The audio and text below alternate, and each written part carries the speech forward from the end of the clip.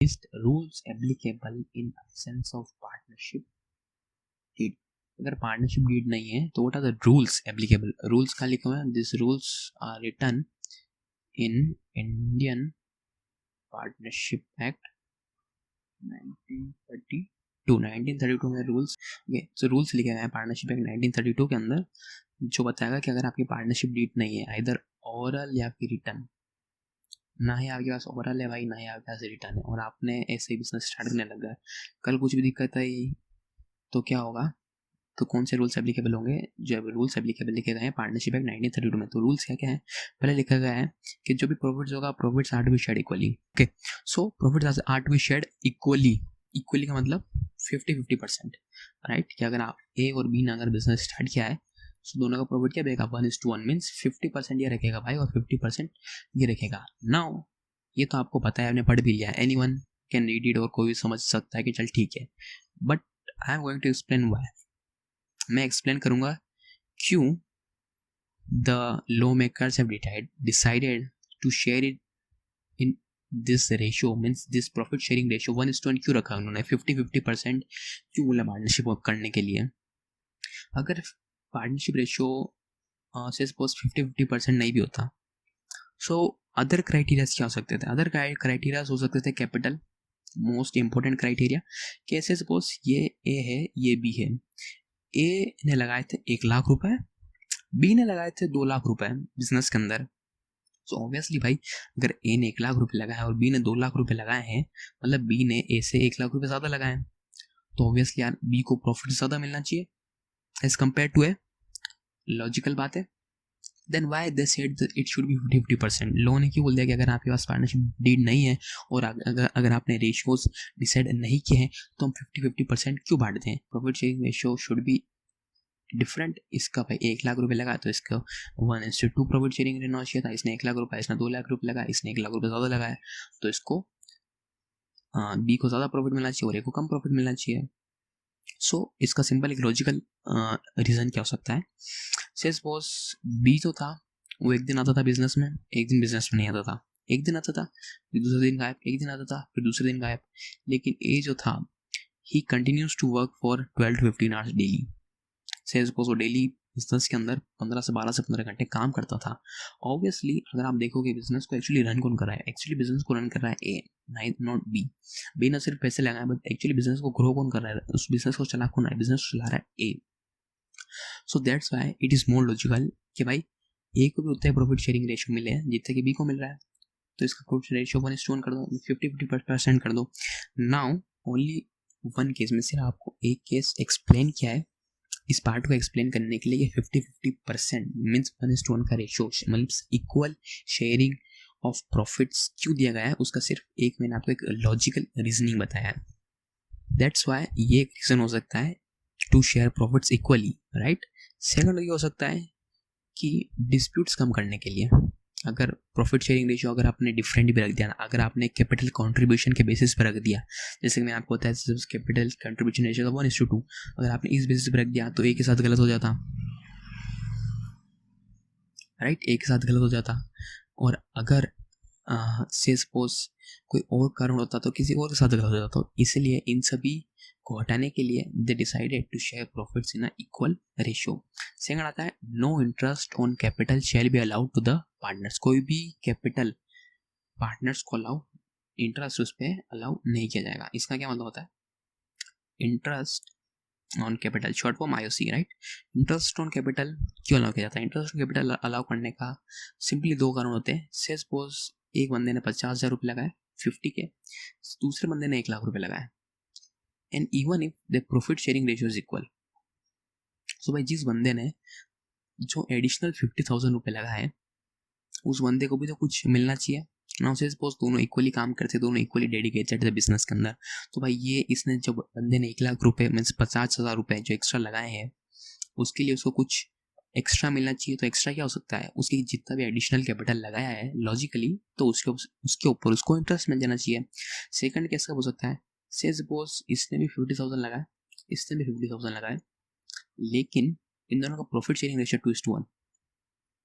Now understanding के लिए से सपोज इक्वली वर्क करते थे, इक्वल पार्टनर्स थे, but even if they contributed same capital they have different ratios. तो इसके लिए से सपोज क्योंकि ये ज़्यादा यहाँ पर अर्न करता था, ज़्यादा इसको प्रॉफिट मिलता था, सो इसको बोल दिया गया you will earn interest on capital.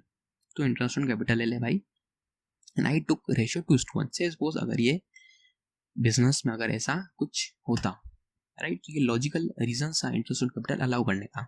No interest on capital shall be provided. Simple reason इसका ये होगा टू कट द डिस्प्यूट्स, के डिस्प्यूट्स कम करने के लिए।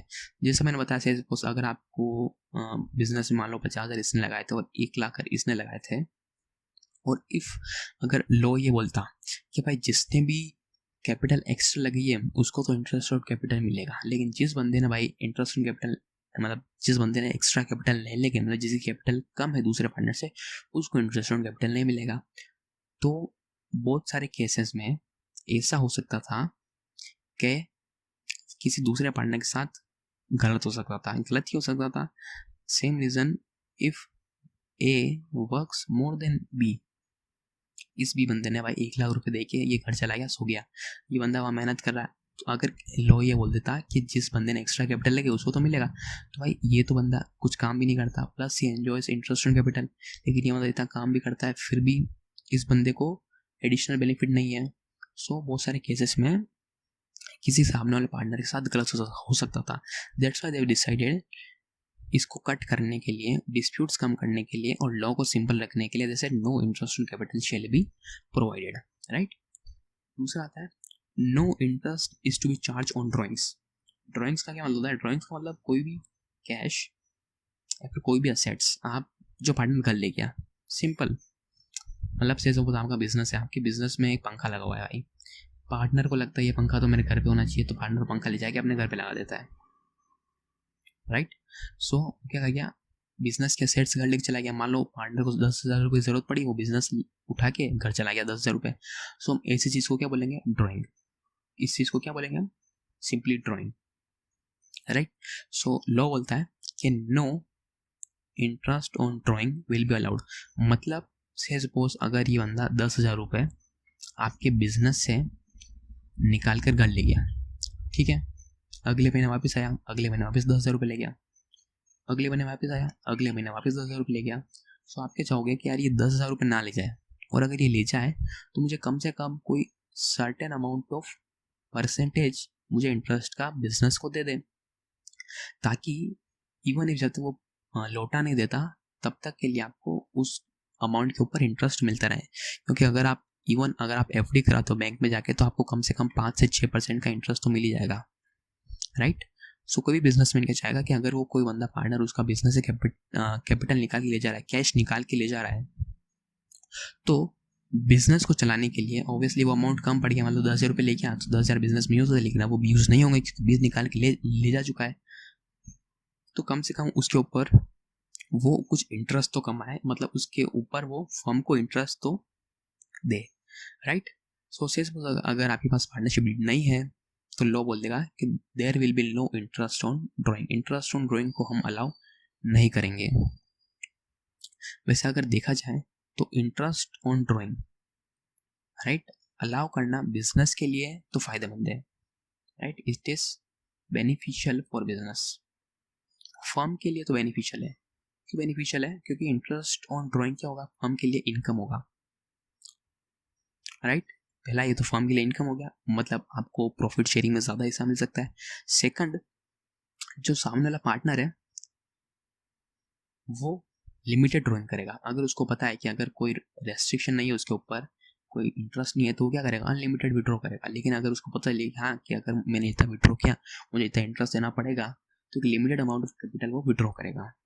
तो ये दो तरीके से बेनिफिशियल है फर्म के लिए।